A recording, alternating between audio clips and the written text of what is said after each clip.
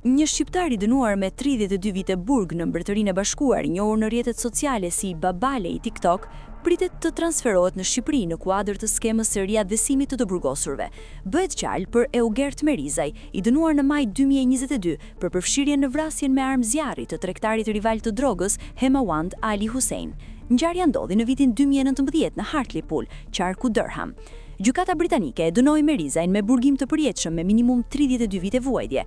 Merizaj vuan të nimirët burgun HMP Manchester, i njohur si Strangeways. Prej vitit 2023, ai ka transmetuar rregullisht video drejt për drejta në TikTok nga qelia, në shkelje të rregullave të burgut, duke kërkuar publikisht transferimin në Shqipëri. Sipas medias britanike Daily Mail, ai ka aplikuar për transferim në bazë të marrëveshjes së vitit 2023 mes Mbretërisë së Bashkuar dhe Shqipërisë.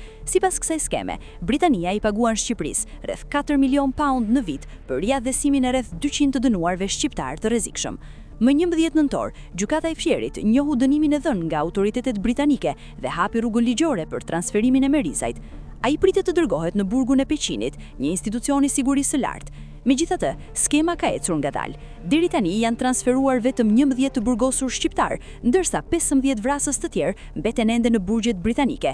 Mes tyre është Koci Seramaj, i dënuar për vrasjen e mësueses Sabina Nesa, si dhe Alika Gjimaj, autori vrasjes së një çifti pensionistësh në Suffolk. Mbajtja e një të burgosur i kushton Britanisë mbi 53.000 pound në vit. Autoritetet britanike e konsiderojnë transferimin si mas ekonomike dhe sigurie. Pavarësisht transferimit të afërt, Merizaj vijon të postojë për mbajtje nga burgu, duke shfaqur një jetë të rehatshme pas hekurave, me pajisje elektronike, lojëra dhe komunikim të vazhdueshëm në rrjetet sociale.